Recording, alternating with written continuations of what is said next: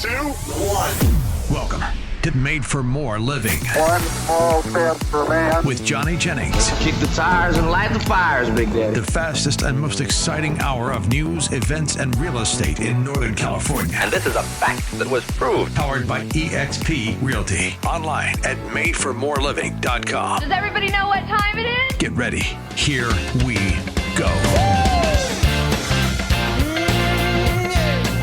AI, artificial intelligence. Man, I don't know about you, Matt, but I'm kind of getting tired of hearing that term. Really? Yes. Did you hear that Apple is building a $500 billion complex in Texas? Yeah, I have. Dedicated to artificial intelligence. Yep. 20,000 employees is what they're looking for. So whether you like it or not, it's here, it's now, it's the future, it's coming.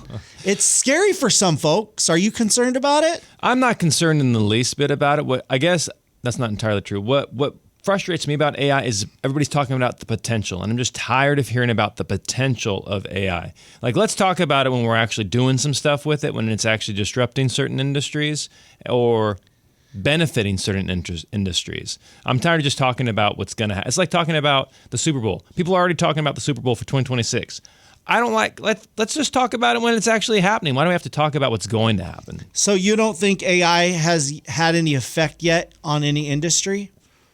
They're always saying that it's going to have an even bigger effect. Yeah. And so as far as what I've seen AI used in real estate. So for example, I think the agent using AI is way more powerful and way more So there you go. effective. It has had an effect. You guys are using AI with your company. Sure. But I mean, the internet had an effect. Sure. You know, the internet didn't put me out of a job. The internet didn't put a lot of people out of a job. It just provided more access to information. And so far, that's what AI seems to be for many people in many industries, is access to information and resources they wouldn't have had otherwise, or it just gives you access faster. So for example, like if I'm talking with my real estate coach, he'll record the whole thing, it'll transcribe it, AI will then transcribe it, and then AI will give us suggestions based off what we discussed on next steps, instead of him having to type out a huge report. But wouldn't you otherwise have someone like an assistant or someone on staff that was doing that kind of work? Not in that situation. Not necessarily in that situation. There might be people like that. So for example, when we record the radio show, right, we obviously put it on video, and instead of having somebody go through and listen to it minute by minute by minute, we use an artificial intelligence tool, an AI tool, and it just grabs what it thinks are going to be the most popular topics, and it chunks them out. And it saves us a lot of time editing, and so that way we're able to create content more readily. So you're saying AI is more of a tool. It's not necessarily taking over what humans are needed to do. I don't think so. Okay. I don't think it's going to, because so for example, like before cars, people still need to get from A to B. Did airplanes, did trains? We've got self-driving cars now. True, but did it remove the ability to get from A to B, or did it just make getting from A to B that much easier? Right. And so I think the work is still going to need to be done, but also it opened up a whole bunch of new industries. Right? There was nobody installing tires. There was nobody doing oil changes. There was no auto mechanics prior to the car. And so with the AI thing, it's just going to open up new industries that didn't exist prior. Right. We didn't get rid of all the horses in our country. We just used them for recreation. Now they're for fun. There you go. But what do you think about stories like this out of Fox Business News, where the first ever AI real estate agent generates $100 million in sales? And they're saying it provides better service. It has more information on thousands of properties than a real estate agent with a pulse can ever have. So I think that headline's a little sensationalized, because that, or I'd like to. Do you not agree that it's generated $100 million in sales? Absolutely not. 0% chance. Oh, really? Yeah, I would fact check that and say, you're telling me that $100 million in sales took place 100% without any influence whatsoever from a human being? Right. Okay. Well, that one stinks. That one smells a little iffy. So what I would believe is maybe that artificial intelligence answered some questions late at night. Hey, is this home still available? Is this home available to be seen? What are typical closing costs? Things like that. Like I can see AI doing that, but do I see this individual communicating with this AI saying, hey, I'd like to negotiate this type of a purchase price, blah, blah, blah. What's typical in my area? Hey, does this home have this? Does it? Because and again, we're talking about Portugal. I don't know their market, but in the U.S., every single listing appointment I go on, I bring a stack of, I don't know, it's probably close to 60 pages of documentation. And we go over it line by line, and we just go over, hey, is this true? And it starts out with, here are the county tax records. It says your home is a 3-bedroom, 2-bath. This is the price you paid. You know, this is the year you bought it. This is the home size. This is the lot size. This is the year built. Does all this look correct? And I would say 7 times out of 10, no, it's not correct. And these are the county tax records. So what's that AI pulling the information from? Right. Is it pulling it from accurate information? So as far as AI taking over the world and taking over the real estate agent's job, people have been trying to do that since, I would say, at least 10 years. Billions and billions of dollars have been pumped into the real estate industry. I was just talking with a guy. Where does he live? El Dorado Hills, and he's like, this is ridiculous. Your guys' job is so easy, blah, blah, blah, blah. I can do all this. I can just write some code, and I can do it all with the click of a button. And I didn't say this, because I'm sitting in his house. I'm trying to be respectful to his perspective, but it's completely ignorant.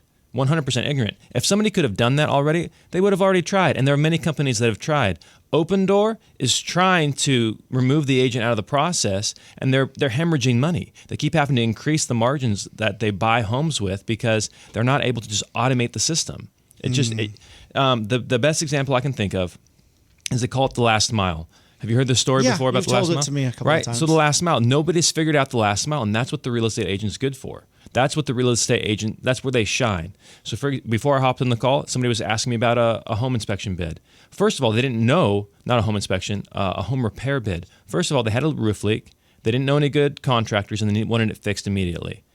So I called them up. My roofer was out there in 40 minutes. 40 minutes, wow. Same day, addressing the issue. And he's priced very competitively. And that was the second time that guy had called me because he had another situation with his house. AI is not going to be able to do that. They're not going to have the relationships. Who's a good contractor today is going to be different than who's a good contractor tomorrow. Yeah. And so that last mile is really, and he's not even on the market yet. And so there's just so much that takes place in a real estate transaction that AI is just, honestly, it's not going to. It's not always just a cut and dry black and white transaction. Emotion is involved a lot of times with people, and AI can't yet figure that out. Yeah, emotion, and honestly, just the nuances. It's really the nuance. So the main problem, and I think why a lot of these industries have had trouble disrupting real estate, is because they're trying to do it remotely. Residential real estate is an in-person experience. It's an in-person transaction. If you're selling a house in Roseville, you have to drive out to the property. Right. You can't just sit from behind your computer in Austin, Texas, and determine the value of the home. Like you have to go out there. I mean, we do desktop appraisals, and sometimes the appraisals come back higher than what I would have expected. But then, and I realize it's or different from what I would have expected. And sometimes it's because they didn't go in the house. They didn't smell the cat pee. Right? The photos look great, but they didn't smell the BO. They didn't have their feet stick to the floor as they're walking through the kitchen.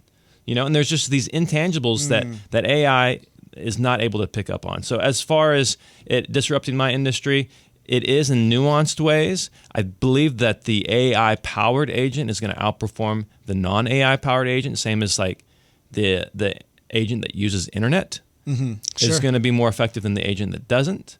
But as far as it replacing the agent, we're not seeing that. Well, here's what they argued. They argue that AI agent not only takes the burden off the company as far as overnight staffing, but it also allows customers to do much less looking.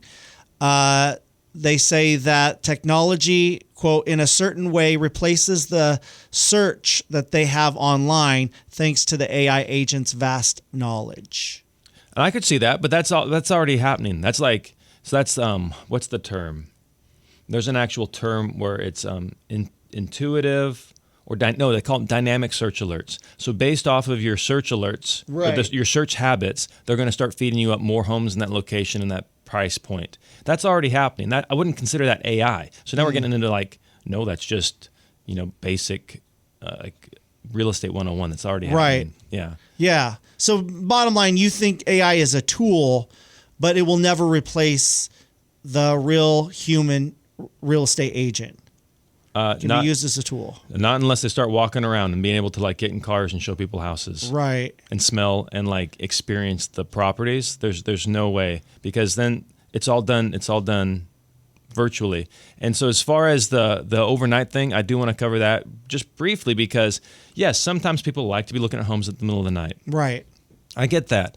But most like the inquiries we get over the night, they are not the best. They're not the people who are looking to do something right now that's more preliminary. They're not even really serious about the home buying process. When somebody's really serious, they're going to call a real estate agent during the day. They're not gonna reach out, via a chat widget on a website in the middle of the night. Some might, but as far as like it being universal, I disagree with that. Not everybody's hopping on a real estate website at 2:00 in the morning, and that's when they do their home searches. Right. So you would argue that this AI real estate agent isn't necessarily a real estate agent. It's a tool that other folks are using. And would you say that AI has helped you generate more money in your business?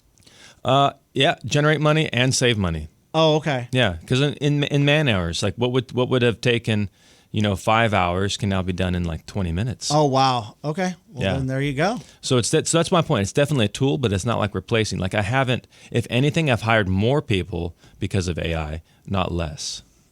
There you go. Because it gives me more leverage with more people. There you go. So anyways, when we come back, we will be talking about easy, affordable updates that maybe you're not making to your bathroom. Well, the weather's getting better. Thinking about putting your home on the market, but you don't want to do all those costly needed home repairs. You don't want to do all the organization, the open houses, the showings, the staging. Well, check this out. Johnny Jennings and his incredible team at Made for More Realty, they can get you at least 3 cash offers on your home in as-is condition. Don't believe him? He's done it many times with many listeners here in the greater Sacramento area. Again, 3 cash offers on your home in as-is condition. No need to get your home ready. Just bam, he'll show up and make sure that you are satisfied and happy with your arrangement. Again, 3 cash offers. Just reach out to Johnny Jennings with Made for More Realty. There's a reason why they have been voted #1 team in Roseville for the past 3 years, why they have about 1,000 5-star Google reviews, more than anyone else in our area. So get more for your home. Just Google Johnny Jennings with Made for More Realty. This is Made for More Living with Johnny Jennings, powered by eXp Realty. Online at madeformoreliving.com. So obviously inflation's a thing. Costs are going up. Prices are high. Is it ever going to end? Are we ever going to see inflation come down in my lifetime? Probably not. I don't think that that cheeseburger is going to get any cheaper. But the good news is, if let's say you're fixing up your house, you're getting ready to sell, or maybe you just want to live there for a little bit while longer, but you don't have the funds to update a bathroom. There's some cheap things you can do. One you were joking. Change the shower curtain? Change the shower curtain. Oh my Lord. Please, people. If you're having a real estate agent and you're showing them around, just change the shower curtain before you go out. I don't know how many nasty shower curtains I've had to touch because I'm having to look into the shower. But so changing a shower curtain will do what for you? Obviously, changing the shower curtain. I mean, it's just improving the overall condition of the bathroom. Okay. Yeah. Not too expensive. Not too Buy expensive. one online. Buy one online. Get it on Amazon. Go or to Temu. Go to where? Temu. What? I'm like anti-Temu. You are? They're basically that's just. You never tried it. No. You're right. I have not tried it, but I know people who have, and it's like they're just stealing. It's like the people selling fruit on the corner of the streets. Yeah. Where did they get the fruit? They picked it at the orchard. They didn't, and then they put it in their car. And now they're selling it to you. You think so? Oh, Absolutely. They didn't. So They didn't I pay don't for the fruit understand and how then you're resell relating it. that to Temu. So Temu is just a bunch of stolen products. You think so? Absolutely. They've stolen where did they steal the products from? Or they're knockoffs. So like, for example, Yeah, they're knockoffs. I wouldn't argue with that. I like- think they're cheaper versions of things. so like unauthorized reproductions of things. Like I wouldn't say it's that. So Ryobi, tool manufacturer, they have all these batteries and stuff. There are Ryobi knockoffs. Like they look like Ryobi. They're even adaptable for Ryobi. I had a buddy, he recently bought 2 batteries. The batteries typically would cost somewhere between $80 to $100, depending on the specials that are running. For one battery, he was able to pick up 2 batteries for $15. There you go. Each. So $30. $30 for 2. Good for him. And so it's just a knockoff. But what gets me fired up is one of the reasons why those tools are more expensive is because Ryobi has put in the time and effort into employing people, testing the batteries, creating new these technology. Aren't the exact same product. These are cheaper, not as good quality versions of that. To me, the Okay, existence fine. of Temu is like stealing. So It's like get a stealing. shower curtain. Just don't buy it on Temu because it's probably stolen goods. You could go to jail, according to Johnny Jennings. Go to jail. What Yeah. else can we do to We're our gonna bathrooms that are affordable and not going to break the bank? So a big thing is that many people overlook is the fixtures. So whether it be the light fixtures or the faucets, right? Or the where's the water come out? The faucet. No, out of the shower. What's that called? Spigot. Sure. I don't know. The shower head? Yeah, the shower head. Okay. Updating those.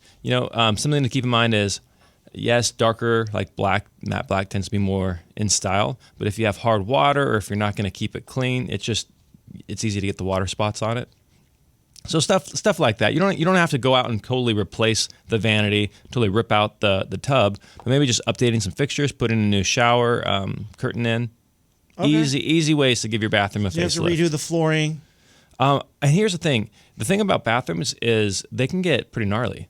Right? Sure, because they get used multiple times every day. Yeah. You've got a lot of moisture in there. You got moisture. If you have kids, if you have pets, like they see a lot of wear and tear. You probably wash your car more than you wash the bathroom. Oh, absolutely. And so just doing a deep clean on the bathroom was gonna pay huge dividends if you're looking to sell your house, or it's just part of the basic upkeep. Like the biggest issue I've been running into lately with homes, and I don't know if this is just because things are more expensive or people's budgets are tight, is a lot of deferred maintenance. Like a lot of deferred maintenance. Fences, roofs, exterior siding. Like if you're gonna treat this as an asset, treat it as an asset. Like you have to invest in it, you have to maintain it. If you're just riding it out and not doing anything, if you're not, painting it every now and then, having inspections done, servicing the AC and the heater, like it's going to cost you more money in the long run. So just please service your stuff, so then you can sell your house and move on to a bigger, better place, maybe. Right, maybe a Disney community. Did you hear about this? So I've heard rumors about it. Disney is opening up a luxurious community in the Coachella Valley, and it's pretty intriguing. Each of our communities, they say, is going to be a unique offering for our residents of lifestyle and amenities, something I would say nobody can do like Disney, is what they're saying.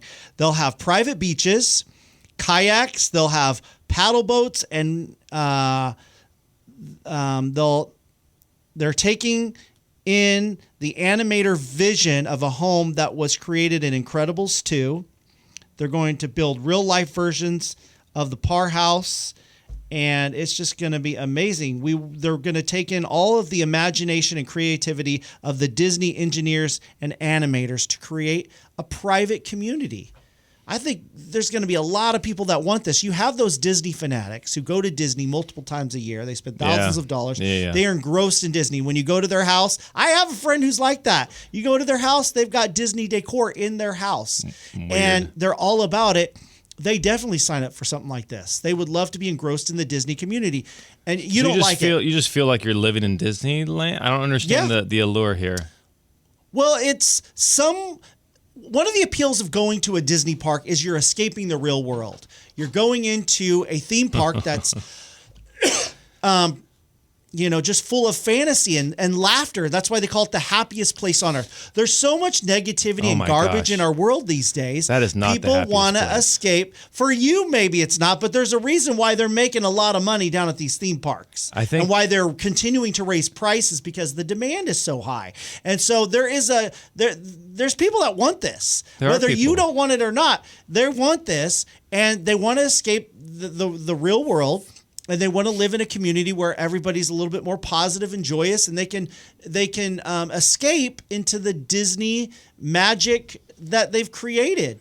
And so there's going to a lot of people that's going to want this. And aside from the Disney theme, though, think it's a gated community, if you will. It's got its own private lake. It's got all these amenities. See, that's the thing. That's the thing that honestly irritates. So I'm not a big Disney fan. I don't understand people who are grown adults. Like it'd be like me hanging out at Chuck E. Cheese. Do you like Marvel? It'd be like me hanging out at Chuck E. Cheese.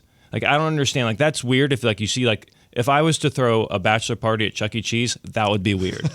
but to me, it's the equivalent for people that go to Disney. If you like that, whatever, it's your thing. But the thing that really fires me up about this Coachella thing, we just had like massive fires in Los Angeles. The fire hydrants didn't have water. The reservoirs didn't have water. But yet in the middle of the Coachella desert, they're going to create a man-made lake. 24 acres. That's ridiculous. Come on. Where's this water coming from?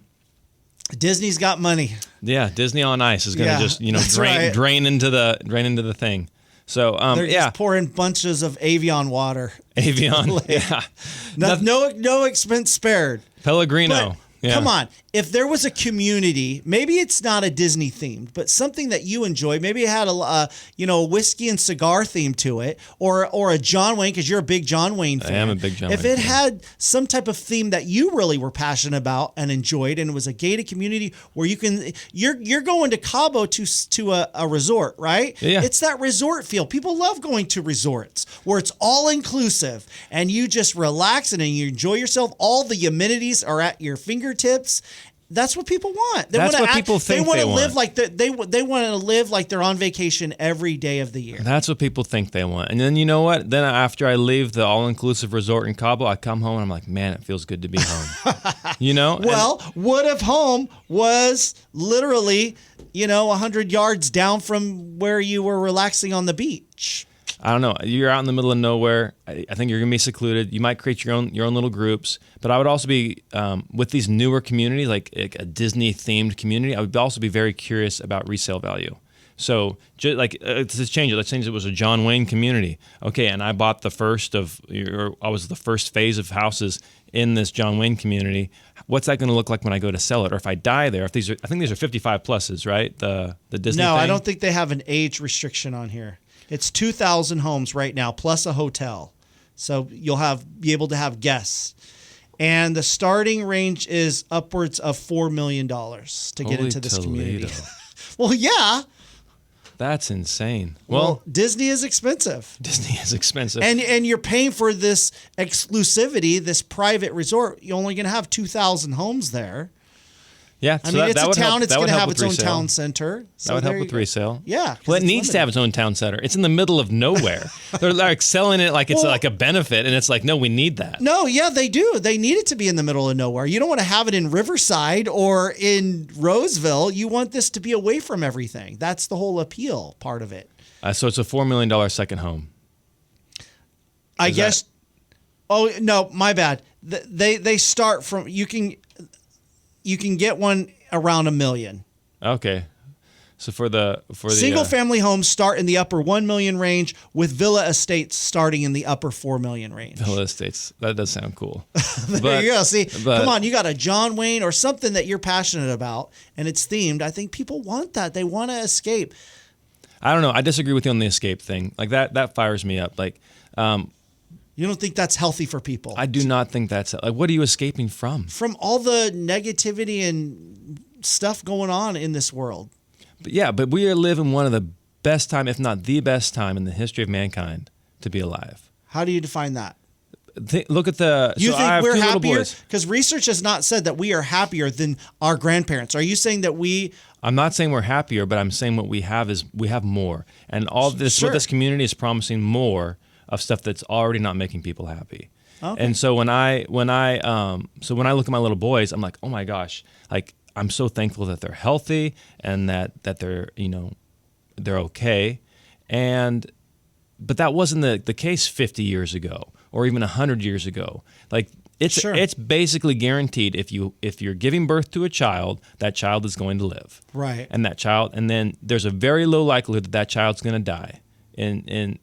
when they're a baby, right? That did not exist 100 years ago. Right. Hot water did not exist 100 years ago. AC, cars, like the modern medicine that we Right. have. Sure. The standard of living that we have is better than what the kings of old had. Right, And okay. so we have all of this. So what do you really? We have food. There's so much food. Like Right. people like. If you go out behind any restaurant, there's so much waste. If you hang out at a grocery store, they're having to get rid of all this food. That food was planted, it was watered, it was harvested, Some it was of it. transported. Depending on how processed it was. Well, like I'm talking about vegetables. No, I get you. You know, like I hear what you're saying. like that, and then it was transported across the world into your local grocery store where you can buy it. Yes, it's more expensive than maybe it's been in the past, but still relatively affordable. What are you escaping from? You right? Why do you have to pay Just $1 million? all the stuff that's going on in the news, and crime, and politics. Yeah, and but that's always been. But that's. I mean, think about it. World War II. Then why is there a need to go on vacation then? If everything's so great, why do you need to go on vacation? Man, why do you need to take a trip to Cabo? So that's a good point. That's a really good point. I'm not a big vacation guy. I like quality time. There you go. I think quality time is good. So maybe that's what this is. They want to provide quality time away from all the stuff. I don't know. So for clarification, the trip to Cabo is the only vacation Valerie and I are taking, and it's the only vacation we typically take in a given year, and it's a work trip. There you go. Right, Yeah. the morning, and it's about real estate and Because seminars. you probably wouldn't be taking it if it wasn't. I a would work not trip. be going if it was not a work Right. trip. And so I'm not saying whether that's good or bad. It's irrelevant. It is what it is. And so I don't want people to think that I'm just like cruising to Cabo and taking a week off. Like this is a work thing. Hey, everybody deserves a vacation. Come on. Really? Yeah. Like where's that? And there's different levels of vacation. We should have. You don't think we should have time off from our jobs? I think you should have a day of rest. I think you should have a day of Other rest. than that, and though, I think you don't need there should be vacation? some major like family holidays, religious holidays, whatever it is. But I believe people are happiest when they're productive. And when you are contributing to society, whether it's making a financial contribution into your own bank account or whether it's volunteering your time to help others, rather than escaping to a desert in the middle of nowhere with Perrier water, right? I think if you showed up in your local community and had dinner with a bunch of friends at a local restaurant, I think that would be, and did that regularly, I think that would produce more value and more happiness in a person's life. Instead of saving up a bunch of money and flying to Disneyland, what if you saved up a bunch of money and took your family to Italy? It would be somewhat comparable in cost, but then you're getting to experience another culture. Sure. You're getting to see sites. You're getting to see historical sites, and not freaking Cinderella, like 18-year-old Cinderella, doing her job. So. All right. Well, if I'm able to afford one of these homes, I will not invite you to be. I will not Okay. put you on the guest list. That's okay. I know you're out. That's Forget okay. it. Yeah, I might show But up. interesting. It's an interesting concept. I think we're going to see more of these. I think in the future, we'll see more of these More themed.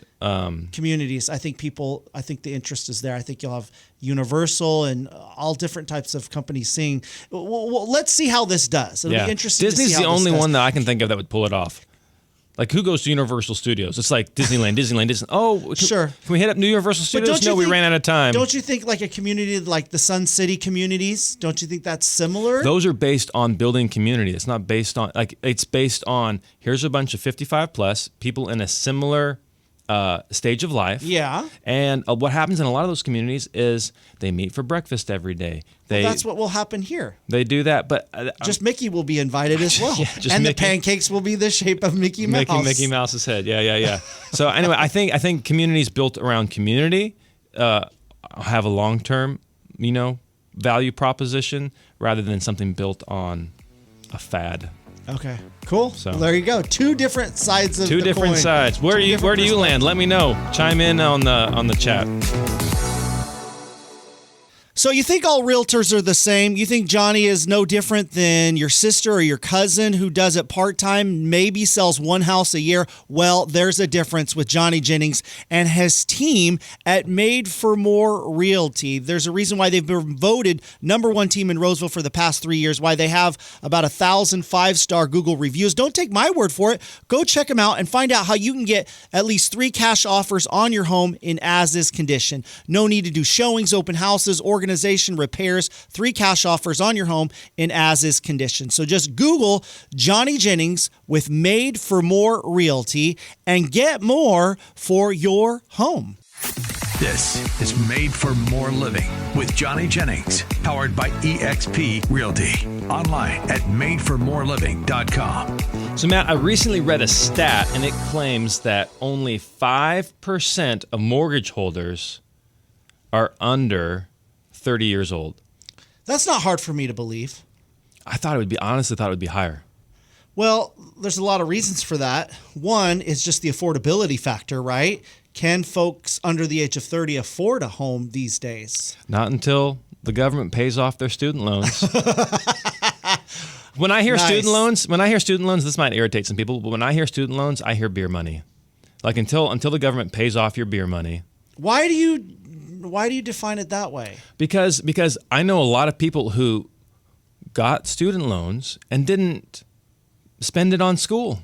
They spent it on life. They spent it on cars. Well, that they says spent it a on lot other about stuff. who you're hanging out with. But that's or they spent it on tuition. I was just talking with somebody there.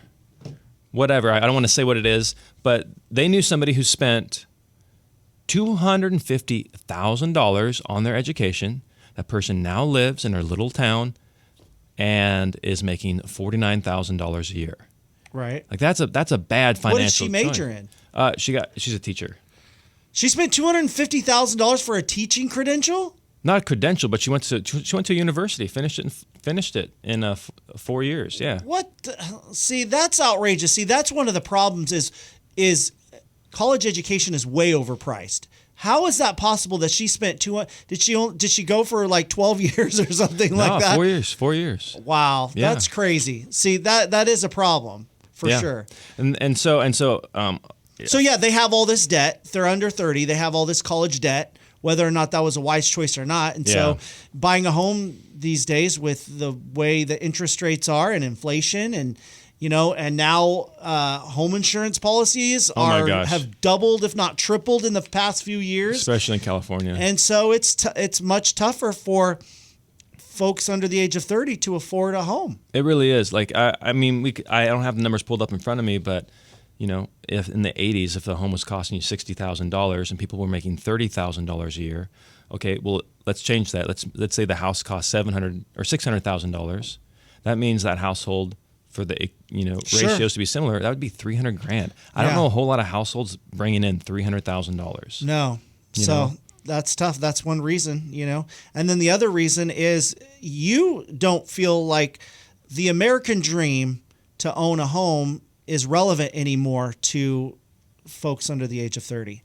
I think there's still a lot of people that aspire to that. We've talked about on those shows that people aspire to it, but what's interesting is I think people who already are homeowners are transitioning away from that, and that, I believe, will have a trickle-down effect on people who aren't homeowners. What do you mean by that? Explain that.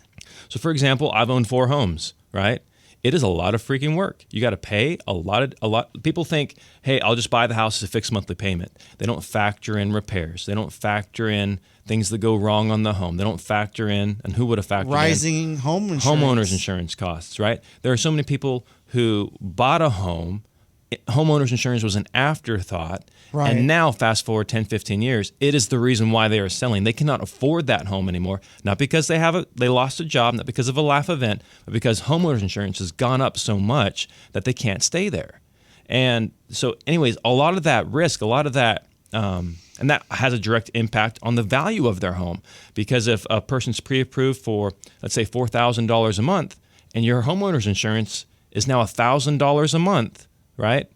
That has to be factored into that number, their household budget, and so now you just slash the value of the home by that whatever that monthly payment looks like to them, and so it's just I firmly believe that the U.S. is going to be, so the whole idea of home ownership being the American dream, I need to do a little bit more research on it, but my understanding is that it came from the idea of people wanting to be landowners. So rather than the government owning your land, rather than the English Right. owning the land, people wanted to be landowners. And that land equated freedom because that land provided them with the opportunity absolutely. to earn an income. Yeah. Right? There's a great, if you've ever seen the movie Far and Away with Tom Hanks, oh my gosh, such a great scene where they're from overseas. They're from Scotland or Ireland, somewhere over there, and they dream of coming to America to stick that stake in the ground and claim it. This is my property. Yep. And it's so inspiring because they want it so badly. This is their chance. This is their opportunity. And to be able to have this race and stick that stake in the ground and say, this is mine, this is my property. I mean, I think that was a great dream that America was able to offer. And now, it's such a small fraction of what that originally used to be. Correct. And so that dream was like freedom. That dream was financial Yes. freedom, right? And owning a home isn't necessarily an asset by the strictest definition of the term. It is a liability. It is taking money out of your pocket every year or every month, unless you have like multifamily properties, and Right. then all of a sudden a home becomes, in that situation, an asset because it's putting money into your pocket. But now, so to use your example, that family coming over, escaping whatever they were escaping, wanting a better opportunity so they could provide for their family, home ownership, land ownership meant that opportunity to them. Now, home ownership does not mean that. And so it seems to me that the idea of home ownership shifted from land into home. So the American dream shifted from owning the land, being free, Right. into owning your own home. That was a consumer shift. Yeah. But people are waking up and realizing, hey, it doesn't matter where my home is. It doesn't matter if I own the home or not. What matters is upward mobility. So still in Europe, still in other parts of Asia, there's your caste, your society demographic determines kind of how mobile you are. In the United States, somebody can come here dirt poor and become a billionaire. And that, I believe, is the American dream.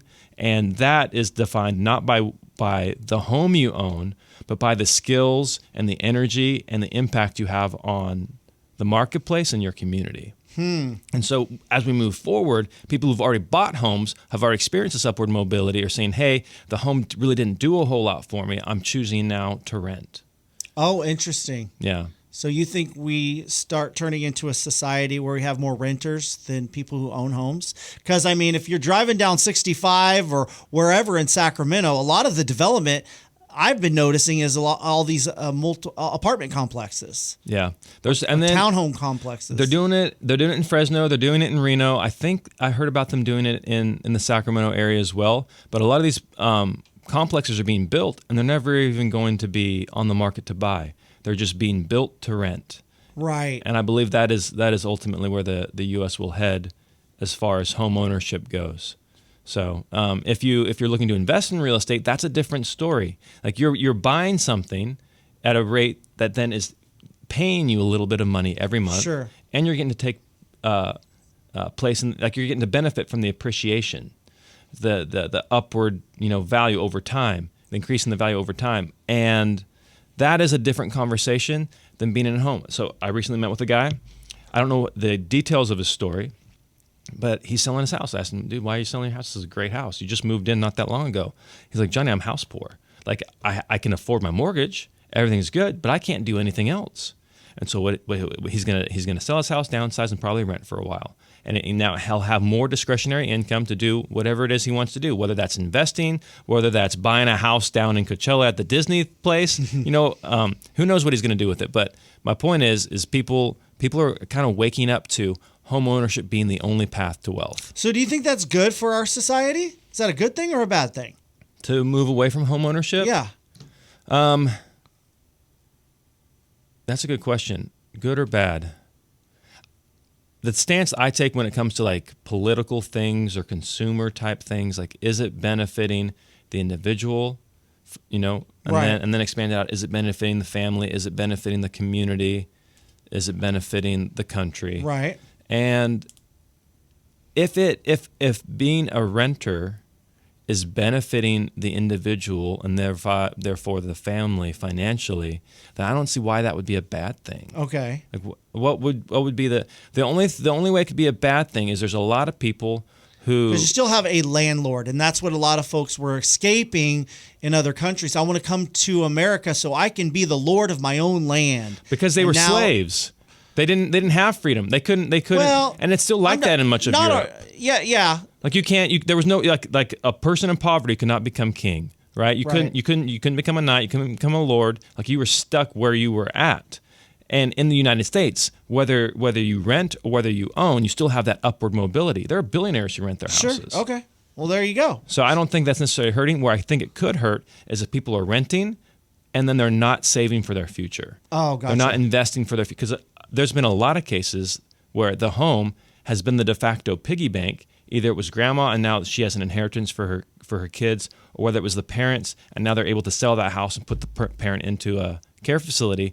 And had they not had the house, they would not have had the funds to do that. Right. So some places it's the de facto piggy bank. Some places it's the credit card, and they just keep pulling out home equity lines of credit, Right. and there is no equity there. And so it depends on how you treat your financial life, and I don't think that depends on whether or not you live in the home or whether like you own it or whether you rent it. Interesting perspective.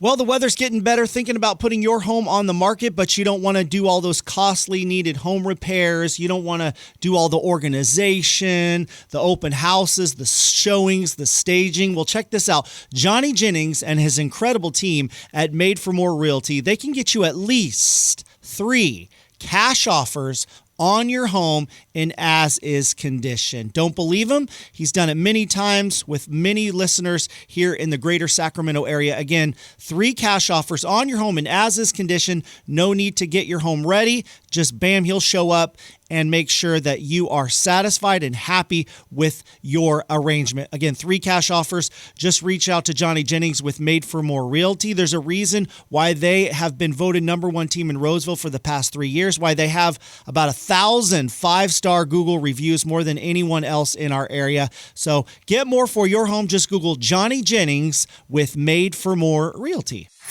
This is Made for More Living with Johnny Jennings, powered by eXp Realty. Online at madeformoreliving.com. It would be great if real estate agents were paid by the hour. Don't you agree? Aren't you an advocate for that? No, I'm not. No, you're not. Okay, I I'm thought not. maybe you had made an argument for that realtors should be paid by the hour. Nope, I don't think realtors should necessarily be paid by the hour. I like the independent contractor agreement. I like the you are paid once you've delivered a service Okay. aspect of it. I mean, it would be nice to be paid by the hour, but that would really be hard on homeowners Sure. and Absolutely. and buyers. Like they're not going to. What are they going to do? Pony up $50 an hour for me to drive them around in a car? Like Right. But that's unfortunately what most people. You are in favor though of having a higher threshold or an entry fee of becoming a realtor. So everybody doesn't know 10 realtors, and are not doing it part-time and selling no houses throughout the year. You think it should be a higher, like maybe 10 grand or something like that in order to become a realtor. And Yeah, so let me explain that briefly for all the realtors out there who are getting pissed off at me just hearing this. And that's the goal of this show. That's the goal. How much can we get Johnny Jennings pissed off? If you're mad, How many people can we get pissed off at Johnny Jennings? if you're mad, Matt's doing his job. That's right. Oh my gosh. No, so basically I was talking with one of I have 2 coaches, two coaches for business, and I was talking to one of them, and he told me that the licensing fees for his for the product he uses is over $20,000 a year. Wow. Like significant amount every single year that he's in business using this company to license their tools and their product. It's $20,000 a year. Okay. And I remember when this guy started, he was not making a whole lot of money, but he's doing better now.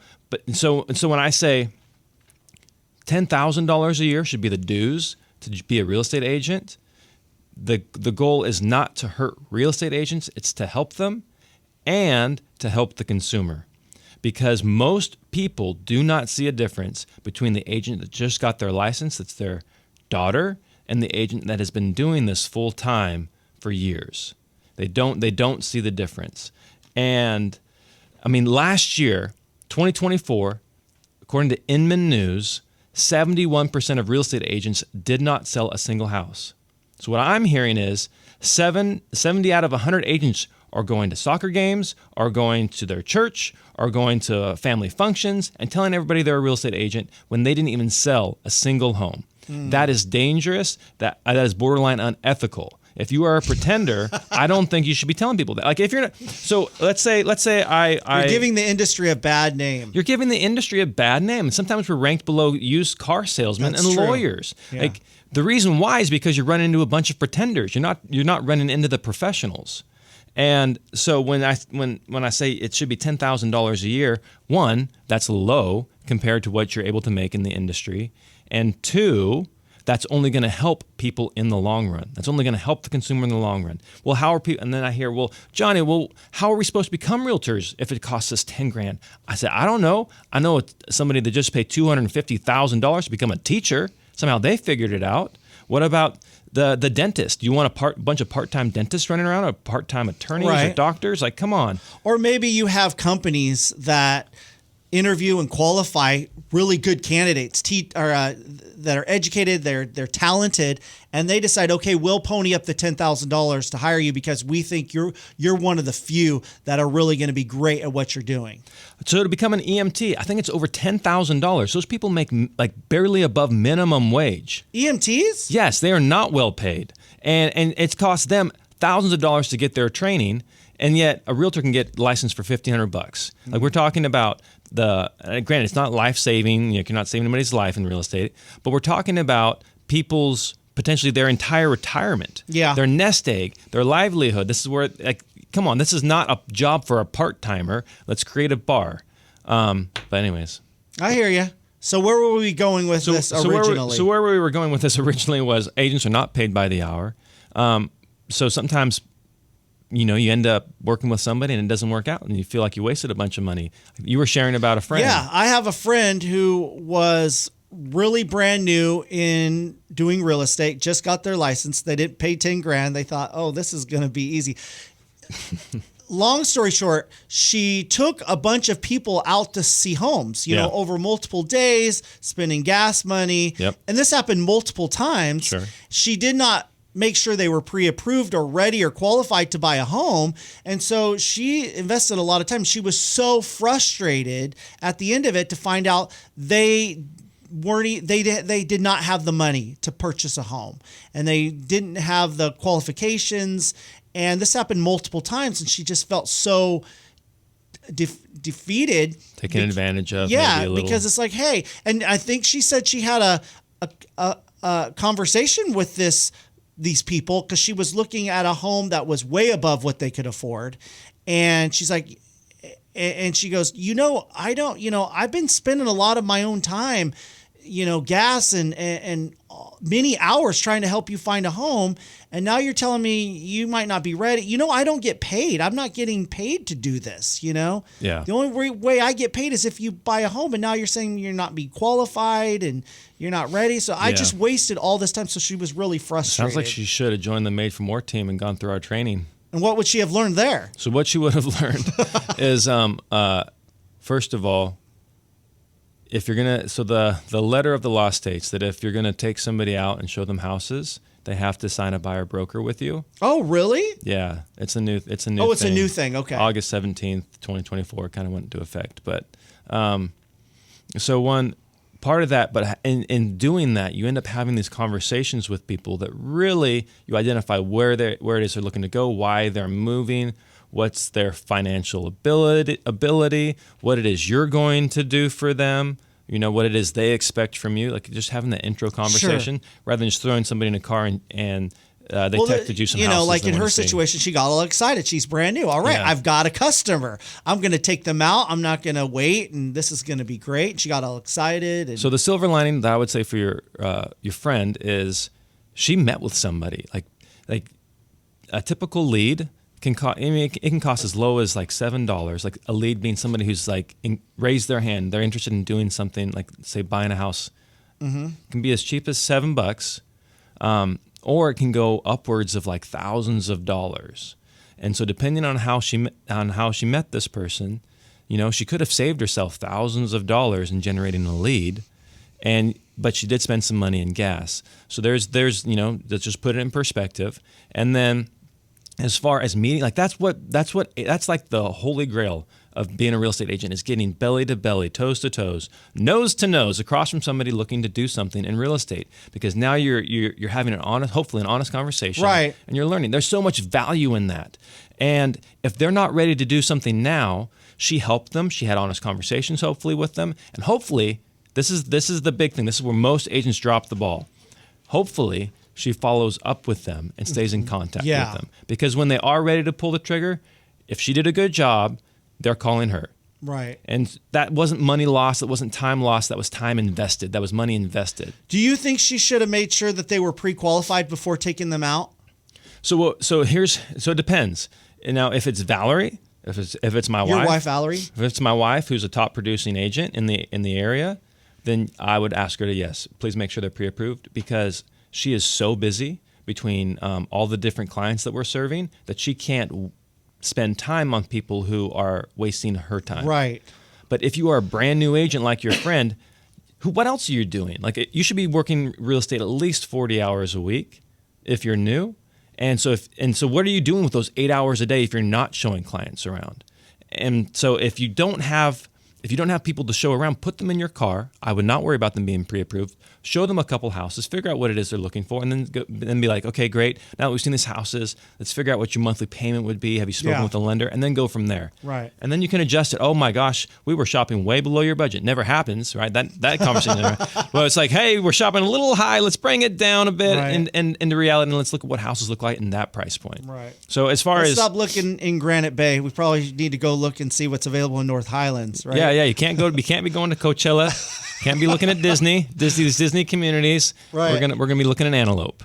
So, but that's kind of what I would have told your friend, and maybe what she would have learned along the way. It wasn't time wasted; it was time invested. There you go. And Smart. always be willing to put somebody in your car. I always show up to every single appointment that whether or not I think it's going to be a good one or a bad one, I show up regardless, because you never know. You never know. Recently, showed up, had an appointment. I did not want to go. I thought it was going to be a bad appointment. Dude ended up signing a listing agreement for $2.4 million. Oh, wow. And I thought it was going to be a bad appointment. So you always show up.